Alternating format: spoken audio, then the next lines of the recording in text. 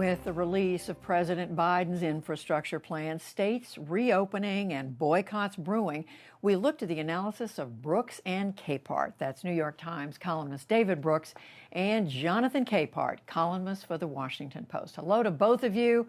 So good to see you as always this Friday. And there is, as always, a lot to talk about. Jonathan, I want to start with you on the president's big infrastructure plan, over $2 trillion. What do you make of it? Does it meet the need or does it overshoot? Well, if you listen to progressives, Judy, it doesn't meet the need. It doesn't go far enough. If you listen to Republicans, it spends way too much. I think the way you described the plan is perfect, actually, because you described it as an infrastructure plan. But the actual name of this package is the American Jobs Act. And that, I think, when you think of what the president proposed in terms of jobs, it all fits together. It all makes sense. One of the knocks against the president's plan is that, well, only a certain amount of it is spent on infrastructure. Most people, when they think of infrastructure, they think of roads, bridges, seaports, airports, those types of things. But what you see in the American Jobs Act is a broader definition of what infrastructure is. Yes, it's roads and bridges, but it is also wind turbines and solar, green energy things, wiring the country with broadband, having broadband be for 2021 what the interstate system was in the mid-50s, connecting the country, but connecting the country electronically, and also the electric power grid. So I think the president is going for a big, bold plan. The key question is, can that big, bold plan actually become law? And David, Jonathan makes a point. There is more in here than what's traditionally been thought of as infrastructure, hundreds of billions for caregiving for seniors and others. What do you make of this? No, I do worry about the debt. We're spending almost $10 trillion if all the Biden things pass. That's a lot. It's just a historical fact that rising debt contributed to the decline of the Roman Empire, the decline of the Spanish Imperial Spain, France in the 18th century, China in the 19th century. History is replete with nations who hurt themselves by going into too much debt. Nonetheless, I think in these circumstances, the Biden plan is worth it. And I say that for a couple of reasons. One, we have simply underinvested in infrastructure and basic research and all sorts of things for decades, and that's just a fact.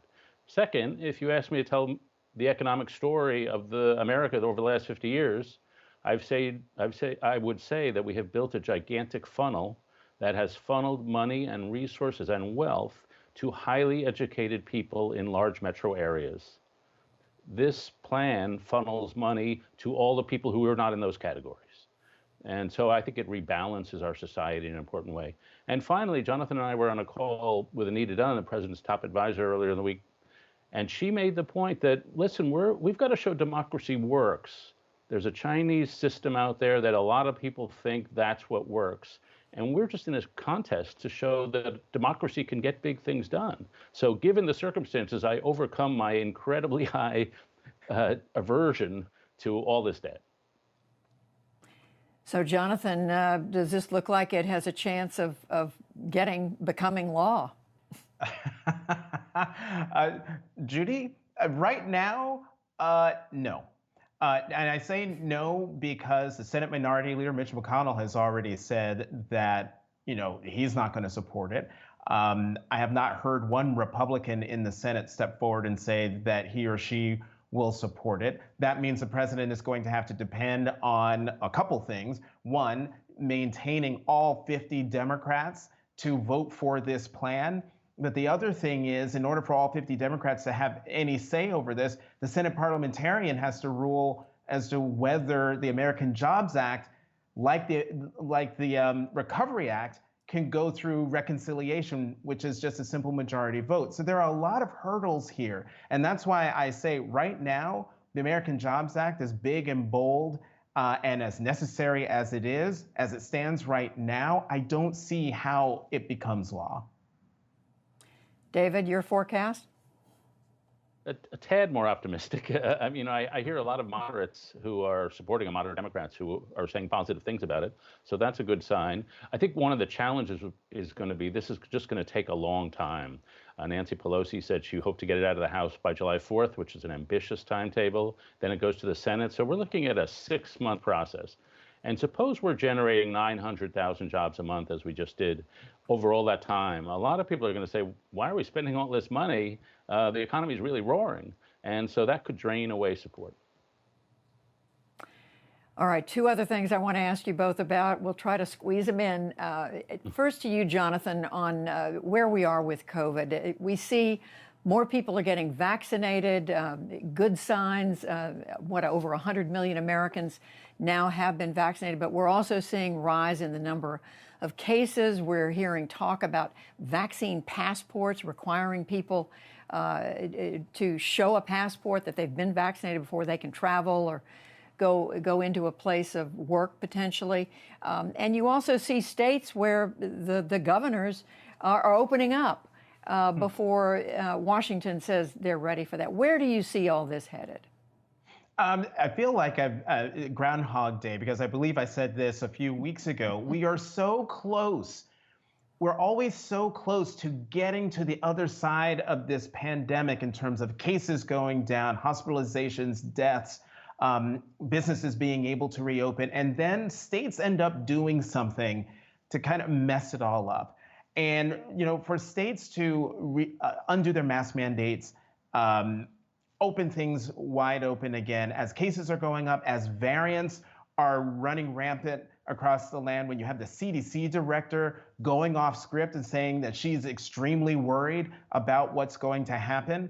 I don't think we're out of the woods yet. And I think people are being a little too optimistic about how much they can do because of the vaccines. I, like anyone, would like to get the vaccine and get back to normal, but I would love for things to get back to normal when the country can actually do it in a uniform way. And I'm not seeing right now how we're going to be able to do that by the time of the president's goal of July 4th. David? Yeah, I think we need to make life a lot better for people who've had the vaccine. I think we need vaccine passports so they can go to gyms and restaurants. And I say that as one who's too young to have the vaccine, which the last time I've been too young for anything. But we've got to induce the people who are vaccine hesitant to say, wow, it's really great on the other side of the vaccine. And one way to do that is to have these vaccine passports so people can go and enjoy life. The research has now, as far as I understand it, become pretty clear. You do not get the disease, at least your chances are fantastic, and you do not spread the disease. So if that's the case, then I say to all of you with the shots, party on. David, Jonathan and I think of you as always young, so it's all good. It's all good. And just quickly, finally, we've talked about Georgia's voting law and the pushback against it, but now we have big corporations like Delta, Coca-Cola, saying they don't like it. And today, Major League Baseball, Jonathan, announced they are pulling their All-Star game out of Atlanta. It was going to take place this summer. They're going to find another home for it. Is this kind of pressure likely to make a difference in Georgia and other states where they're looking at tightening voting? Well, in terms of the law, the Georgia law is the law, and it's highly unlikely that Governor Kemp is going to go back or the legislature is going to go back and say, we'll have a do-over. But I do think it's very important for corporate America to take stands on issues that are of importance not only to their customers, but to their employees. And so for Delta and Coca-Cola and the Major League Baseball to take the stands that they've taken, I think is very important. I think what is also important was the letter from the 72 Black business executives from Ken Chenault and Ken Frazier, American Express and Merck respectively, the president of the Ford Foundation, Darren Walker, Ursula Burns, a former CEO of Xerox, putting pen to paper and saying what's happening in Georgia is an attack on democracy. And where are the business leaders, all business leaders, in raising their voices about this? And I think what's happening in Georgia should be a template for all the other states where what's happened in Georgia is happening in those states right now. What effect, David, do you see this kind of corporate involvement having? Yeah, I spoke very negatively, critically of the law last week, and I still very much against it. I worry about this. I worry about, we've seen one institution after another in American society get politicized, the church, the press. I worry about corporations suddenly taking political sides. I worry about boards of directors and CEOs who've got a lot of economic power, wielding in ways that's political. And so I'm just nervous to see yet another institution get super political. They just don't do it well. Delta, Coke, Major League Baseball, they all work in China, a country now committing genocide. What standards do we hold people to? So I'm just a little nervous about people with a lot of power wielding it in this way. I'm more comfortable that we settle our differences, even if we hate the results, through politics and through persuasion and through votes and for activism and trying to get people to come out to the polls. I'm just more comfortable with that as a means of social change. A serious note to end on. David Brooks, Jonathan Capehart, thank you both and have a good weekend. Thanks, Judy. You too.